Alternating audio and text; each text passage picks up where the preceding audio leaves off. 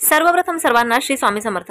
ह्या 15 दिवसात पितरांची आपल्याला सेवा करायची असते, परंतु आपण जर का सेवा केली नसेल किंवा जिवंतपणे जर त्यांची सेवा झालेली नसेल तर 15 दिवस सेवा करून कुठलंही फळ आपल्याला प्राप्त होत नाही। त्यामुळे जिवंत माणसांची सेवा करा, नंतर मेल्यानंतर ही 15 दिवस सेवा तर करायचीच असते।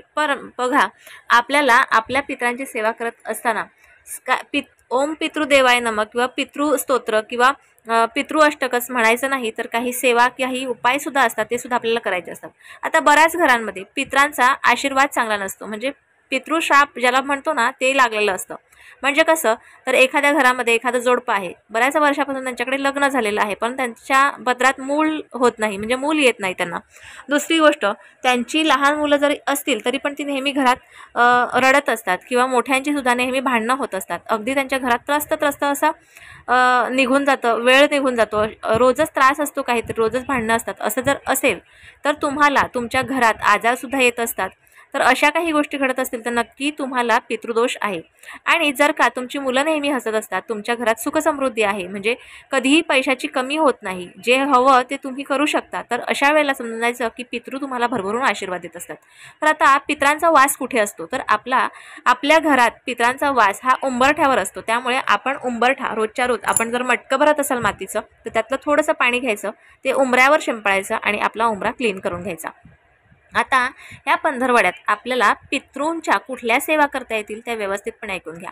आता सगळ्यात महत्त्वाचा उपाय तुम्हाला मी सांगते, एक चपाती आणि एक दिव्याचा उपाय आहे। काय करायचं, जर का तुम्ही शहरात राहत असाल आणि तुम्हाला हा उपाय करायला गाय मिळाली नाही, तर तुम्ही आपला पितृंचा वास आपल्या पिंपळाच्या झाडात सुद्धा असतो, त्यामुळे पिंपळाच्या झाडाखाली जाऊन सुद्धा तुम्ही हा उपाय करू शकता। सगळ्यात पहिले तुम्हाला एक मातीचा दिवा घ्यायचा आहे किंवा कणकेचा केला तरीही चालेल। कणकेचा केला तर मीठ हळद न टाकता तुम्हाला कणकेचा दिवा तयार करून घ्यायचा आहे।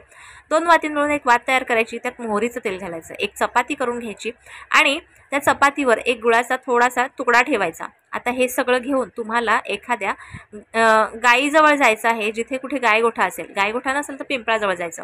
आता तिकडे गेल्याच्या नंतर तुम्हाला दक्षिण दिशेला हा छोटासा दिवा जो तुम्ही तयार केलेला आहे, तो दिवा तुम्हाला दक्षिणमुखी करून लावायचा आहे। त्यानंतर तुम्ही ही जी चपाती आणि गुळ घेतलेला आहे, हे तुम्हाला गायीला खाऊ घालायचं आहे आणि गायीच्या मानेच्या मागचा जो उंचवट्याचा जो भाग आहे, त्या भागावर हात फिरून तुम्हाला जी पण कुठली तुमची इच्छा आहे किंवा तुम्हाला पितरांसाठी प्रार्थना करायची आहे, तर ती प्रार्थना तुम्ही करू शकता किंवा जिथे कुठे ते आहेत त्या सुखाने ठेवा अशी तुम्ही प्रार्थना करू शकता। आता जर का तुम्हाला गाय कुठे मिळाली नाही, तुम्ही फ्लॅटमध्ये राहता, तर कुठे ना कुठेतरी पिंपळाचं झाड असतो, त्या पिंपळाखाली जाऊन तुम्हाला हा दिवा लावायचा आहे। त्यानंतर ही चपाती आणि गुळ तिथेच ठेवून यायचं आहे।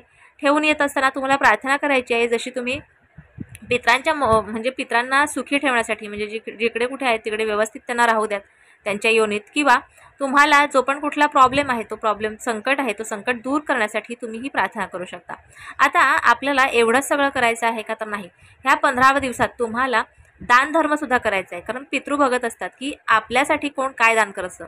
तुम्हाला ह्या 15 दिवसात जर का चप्पल दान करता आले किंवा थंड पाण्याच्या बॉटल दान करता आले किंवा एखाद्याला वस्त्र दान करता आले किंवा गरजूंना जी पण कुठली, समजा एखाद्याला कुणाला औषधं खायचे आहेत परंतु त्यांच्याकडे पैसे नाही, तर तुम्ही त्यांना काही औषधं देऊ शकता। किंवा तुम्ही कुठे एखाद्या हायवेने चाललात आणि तिकडे सिग्नलवर जे पण कोणी मागण्यासाठी उभे असतात त्यांना केळी किंवा खाण्याचे बिस्किटचे पॅकेट किंवा खाण्याच्या कुठल्याही वस्तू तुम्ही दान करू शकता।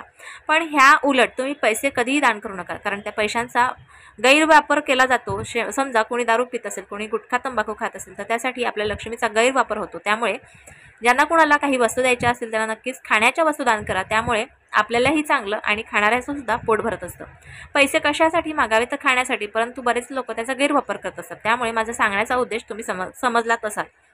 तर ह्या 15 दिवसात आपल्याला पितृपक्षात पितृस्तोत्र किंवा ओम पितृदेवाय नमः, ओम पितृदेवाय नमः या मंत्राचा तुम्हाला जप करायचा आहे। दक्षिण दिशेला बसून आसन घेऊन आणि माळीवर तुम्ही जप केला तर तुम्हाला ती माळ पुन्हा देवाच्या कामासाठी वापरता येणार नाही। त्यामुळे हा जप तुम्ही बोटांवर किंवा एक 10 मिनिटाचा टाईम लावून तुम्ही ओम पितृदेवाय नमः या मंत्राचा जप करू शकता। तर अशा ज्या काही गोष्टी आहेत त्या आपण करू शकतो आणि आपल्याला ह्या सुद्धा सुख प्राप्त करून देऊ शकतो।